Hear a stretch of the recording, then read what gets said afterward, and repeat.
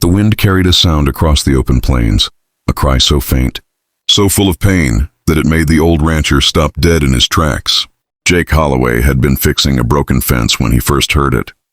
At first he thought it was the wind howling through the canyon. But then came another sound, so human, so desperate that his heart began to race. He tossed his hat back, tightened his vest, and looked toward the northern ridge. The sky was clear, the sun blazing down on the golden fields that stretched for miles. But something felt wrong. There was no movement, no cattle, no birds, just that soft, breaking cry. Jake's boots crunched through the dry grass as he made his way toward the sound. Every step he took stirred dust and memory, the kind that only a man who'd lived too long with regret could carry. He'd once promised his late wife he'd never turn away from anyone in need, no matter how small the voice. Maybe that's why his hands trembled as he neared the old barn that had been abandoned for years. A dark silhouette against the sunlight. The door hung crooked, swaying slightly in the hot breeze. He called out, "Anyone there?" But the only answer was silence, until he pushed the door open. Inside, shafts of daylight pierced through broken boards, scattering across hay and old tools. Then he saw her. A young woman lay near the back wall, covered with a tattered blanket, her breathing shallow, her face pale from exhaustion and fear. Her hair was tangled, her clothes torn. Jake froze for a second, taking in the scene. The woman tried to move, but winced in pain, clutching her side. Her lips trembled as she whispered, "Please, help me." Jake knelt beside her, his voice low and gentle. "Easy, ma'am. You're safe now. Name's Jake Holloway. You hurt bad?" She nodded weakly, tears welling in her eyes. I was running. They were chasing me. I didn't make it far." Jake glanced around the barn. Signs of struggle were everywhere. Boot prints, scattered hay, even blood on a nearby beam. Whoever had done this hadn't meant to show mercy. He felt anger rise like wildfire inside him, but he forced himself to stay calm. He reached for his canteen, gently tilting it to her lips. She drank slowly, her hands shaking. Outside, the sun was sinking lower, and long shadows crept across the barn floor. Jake knew they couldn't stay there long. Whoever had hurt her might still be nearby, but something in her voice, fragile, trembling, made him hesitate to move too fast. "What's your name?" he asked. "Clara," she whispered. "Clara Jennings." "All right, Clara," Jake said softly. "You're gonna be okay. I'll get you back to my ranch, fix you up right." She looked up at him, eyes wide with fear. "You don't understand," she gasped.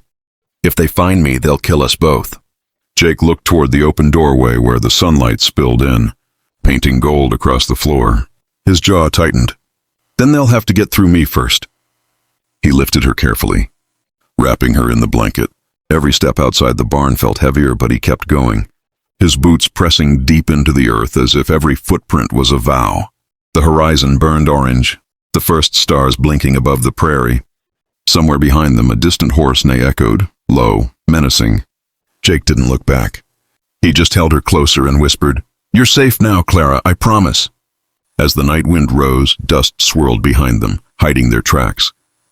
The barn faded into darkness, but the cry that had led him there still echoed faintly in his ears, reminding him that sometimes fate calls softly before it changes a man's whole life. By the time Jake Holloway reached his ranch with Clara in his arms, the sky had turned the color of fading embers.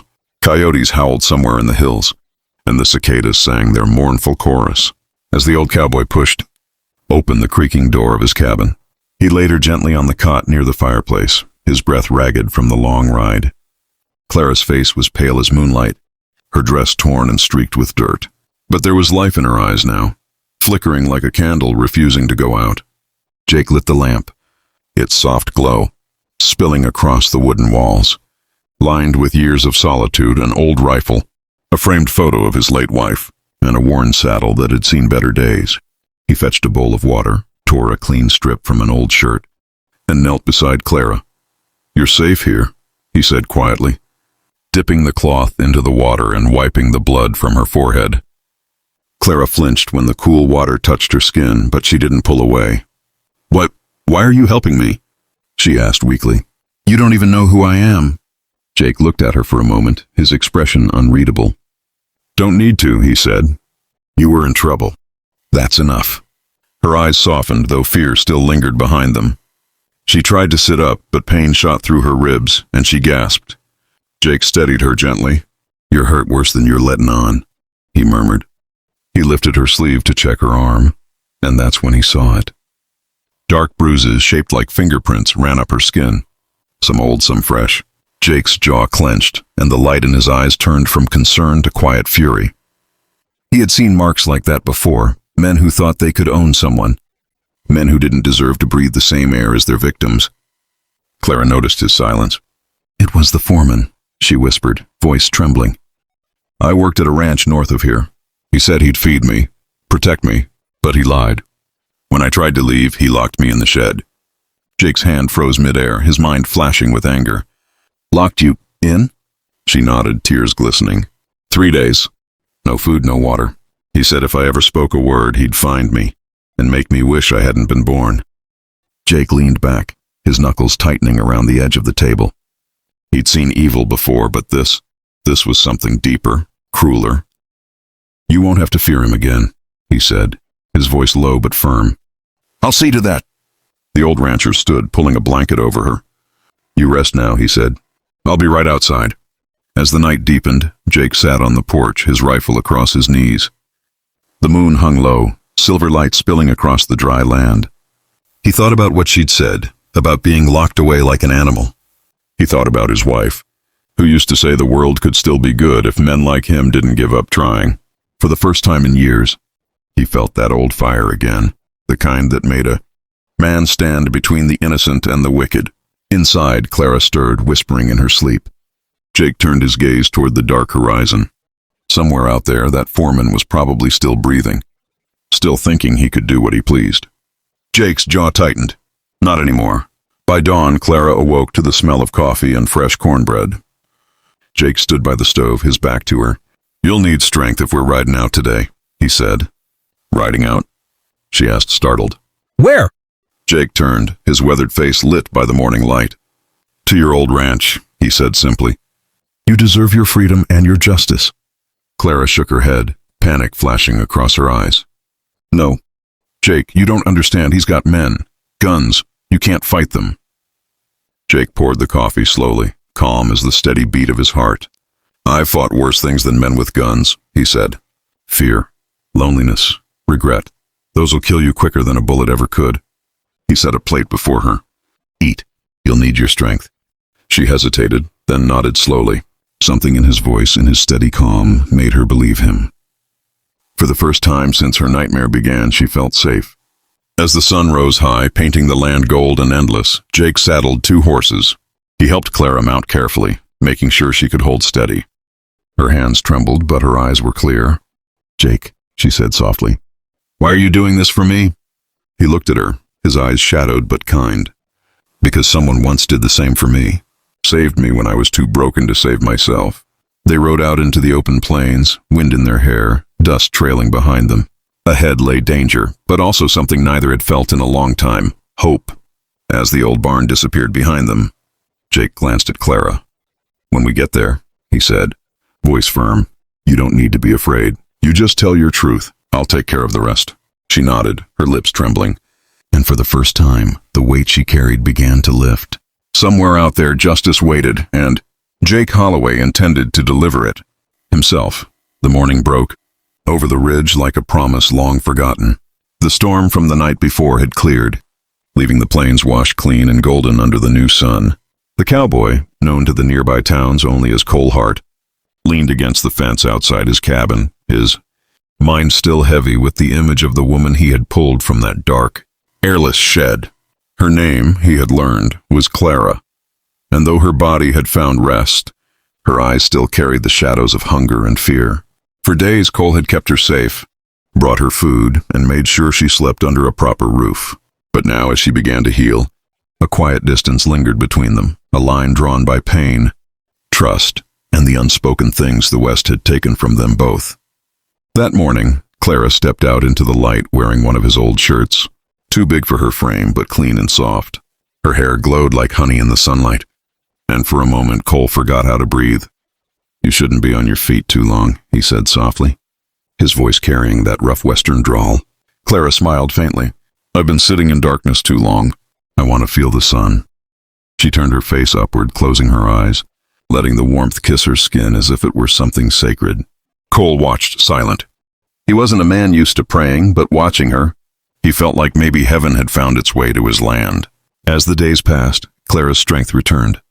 She began helping him with the small chores around the ranch, feeding the horses, cleaning the porch, even laughing softly when the chickens chased her across the yard. It was that laughter that undid Cole's heart, reminding him of something he hadn't felt in years, peace. Yet the cowboy knew the world beyond his fence wasn't done with them. The men who had locked Clara away were still out there, brutal, greedy men who thought a woman was something to own. Clara had escaped, but the danger hadn't died. One evening, as the orange sky melted into night, Cole stood at the corral sharpening his knife, his jaw tight. "You're worried, aren't you?" Clara asked from behind him. He didn't turn. Men like that don't forget when they lose. Something they think belongs to them. She stepped closer, her voice trembling but steady. "Then let them come. This time they'll find me standing." Cole turned then, his eyes meeting hers, fierce and proud. "You got the spirit of a fighter, Clara," he said, his lips curving in a small smile. "Maybe the West ain't ready for you," she smiled back. "Maybe I ain't ready for the West, but I'm not running anymore." That night, the wind carried a sound that made Cole's blood run cold. Hooves. He moved fast, grabbing his rifle and pushing Clara behind the heavy oak table inside the cabin. "Stay low," he said, his tone steady but urgent. 3 shadows appeared in the moonlight, 3 riders, their faces hidden under hats, torches burning in their hands. One shouted, "We know she's in there, cowboy. Hand her over and we might leave you breathing." Cole stepped out onto the porch, rifle aimed steady. "You boys must be lost," he said coolly. "Ain't no one here belongs to you." The leader spat in the dirt. "She's ours by right." Cole's jaw clenched. "She ain't property. She's free. And if you step one boot closer, you'll meet the dirt yourself." For a heartbeat, the whole world held its breath. Then, with a yell, the men charged. The gunfire echoed across the plains like thunder. Cole moved with the speed of a man who had seen too much war, every shot finding its mark. When the dust finally settled, the silence was deafening. 2 men lay still, the third crawling away into the darkness, cursing Cole's name. Cole lowered his rifle, chest heaving, his face streaked with sweat and dust. Inside, Clara was crying, not from fear but from relief. When Cole entered, she ran to him, clutching his shirt, trembling. "It's over," he said softly, holding her close. "They won't hurt you again." She looked up, eyes wet. "You could have died for me." He brushed a strand of hair from her face. "Some things are worth dying for. Freedom's one of them." "And you remind me why?" "It's worth fighting." They stayed like that for a long while, the crackle of the dying fire filling the silence between them. As dawn broke again, Cole sat outside watching the horizon, the first rays of sunlight washing over the ranch. Clara came out carrying 2 cups of coffee, her face glowing in the light. She handed him one and sat beside him. "What happens now?" she asked. Cole smiled faintly. "Now? We build something new, a place where the wind don't bring fear anymore." She nodded, resting her head lightly against his shoulder. The sun rose higher, painting the world in gold. For the first time, Clara didn't feel like a prisoner or a victim. She was a survivor, a woman reborn under the vast western sky. And Cole, the cowboy who had lived too long with silence, had found a voice again in her laughter, in her courage, in the way she looked at the horizon with hope. Life on the frontier would never be easy. There would always be danger, loss, and long nights. But there would also be mornings like this one, when the world felt wide and forgiving, and every breath carried the promise of tomorrow. As the wind carried the scent of wild sage across the plains, Cole tipped his hat and said, "You keep that fire in you. Clara, this land belongs to the brave." She smiled, her eyes bright like the sunrise. "And to the kind," she replied. Together they walked, back toward the cabin, their cabin now, 2 souls who had found light after the darkest night. If you felt the power of this story, the courage it takes to fight for freedom, and the hope that still lives in the wild. Heart of the West? Then don't forget to subscribe to Old West Legends for more. Tales of love, grit, and redemption from the frontier. The West may be gone, but its spirit still rides, right here, with us.